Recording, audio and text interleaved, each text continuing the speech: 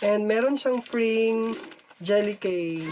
Yay! Ayan. So, jelly case free dun sa phone na in-order ko. So, hindi ko na kailangan bumili pa kasi nga meron na siyang free jelly case.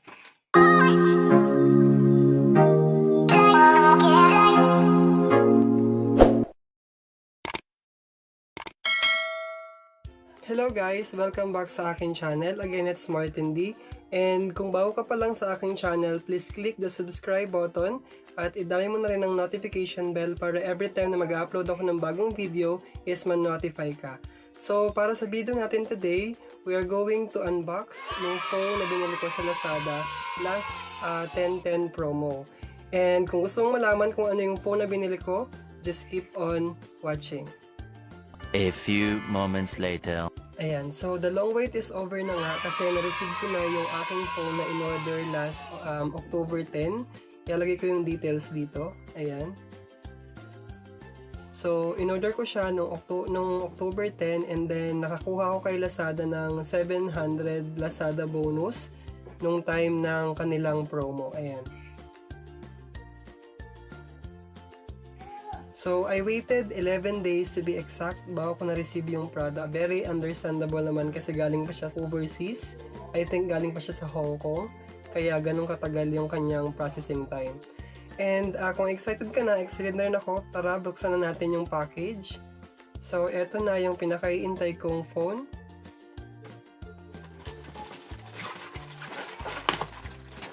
Ayan, so the phone that I am talking about is the POCO M3 Pro. Ayan, so ito yung lalagyan niya, kulay yellow. So may nakasulat sa harapan na POCO M3 Pro. And this is a 5G phone. Ayan, I think this is the most affordable 5G phone out in the market as of today. Kasi yung presyo niya is only 8,879 I think sa Lazada. So that's the SRP price. And then sa gilid niya may nakalagay siyang POCO M3 Pro 5G with easy access to Google apps you used most. Ayan, so open na natin siya. Meron dito sa baba na 5G. 5G connectivity will vary based on local operator capabilities. So sealed na sealed siya. Galing pa siyang overseas, but don't worry, nagawa ko na lahat para masanitize yung box o yung package bago ko siya buksan para iwas tayo sa COVID. So, open na natin siya.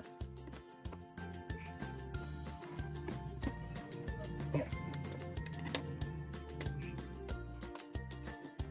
Hirap niyang buksan.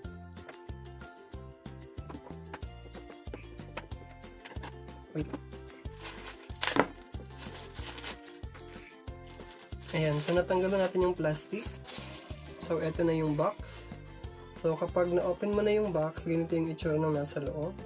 By the way, this phone is POCO M3 5G Power Black, 4GB RAM, and 64GB ROM. So, color black siya.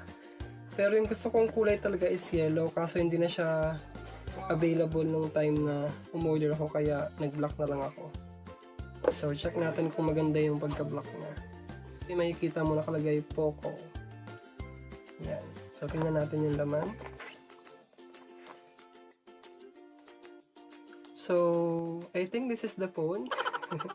Hindi pa siya yung phone. Ito siguro yung mga papers or details na kailangan nung malaman about dun sa phone. So, tingnan natin kung anong laman niya.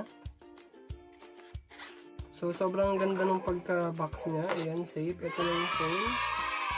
So, open muna natin yung unang box. Kung ano yung laman.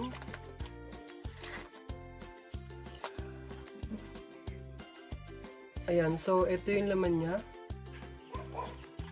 Tcharan! Ayan, so meron siyang kasamang sticker. So, nakalagay dyan, POCO. POCO, POCO, POCO, POCO. Everything you need, nothing you don't. Ayan, so sabi sa sticker. And meron din siyang kasamang papers. Yan, yung mga kailangan mong malaman about the device. So, nakalagay dito things, contents, lahat ng kailangan mong malaman about dun sa device, kung paano mo siya isi-set up. Andito lahat sa booklet na to. So, ayan, mga papers, mga documents, warranty card. Ayan, so andyan lahat. Basahin mo na lang siya kung hindi ka pa masyadong aware dun sa device. And meron siyang free jelly case. Yay! Ayan. So, jelly case, free dun sa phone na in-order ko. So, hindi ko na kailangan bumili pa kasi nga meron na siyang free jelly case. And, meron din siyang kasamang SIM ejector. Ayan, yung pinapasundot natin para makapaglagay tayo ng SIM card doon sa phone. So, ayan.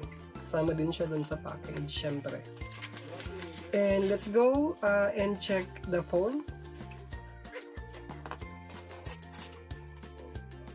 Ayan, so ito na yung phone. Mamaya natin siya bubuksan kapag nalaman ko na yung laman nung nasa ilalim. So, ito na siya. Wala na siyang laman. So, kapag tinanggal mo yung pinagpapatungan ng phone, makikita mo na yung kanyang charger. Ayan. So, ito na yung charger niya. And this is the cord.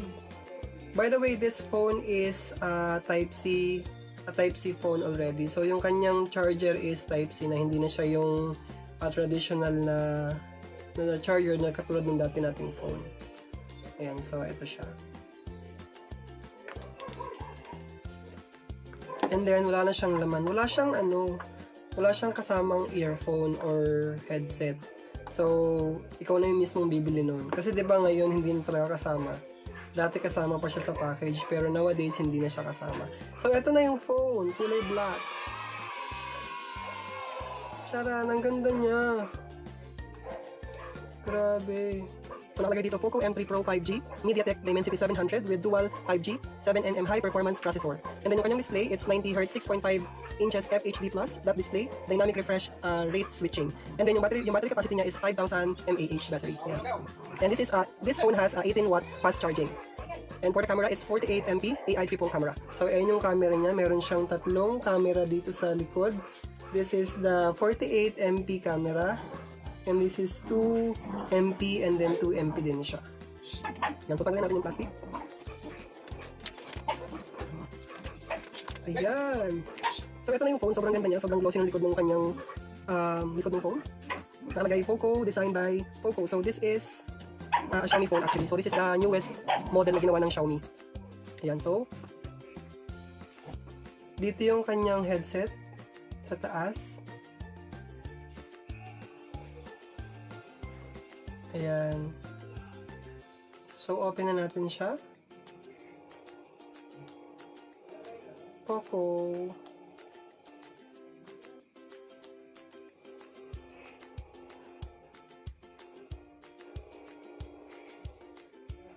It's 5G. Ayan, so setup ko lang siya. Philippines. I've read and agreed to the user agreement and privacy policy. Checking for SIM card. So, sobrang happy ako dun sa bagong phone na binili ko. Ayan. Ayan, so nakita na natin, well operational yung phone. Wala siyang sira, wala siyang basag. And ngayon, gagamitin ko na siya at i-enjoy yung aking bagong phone.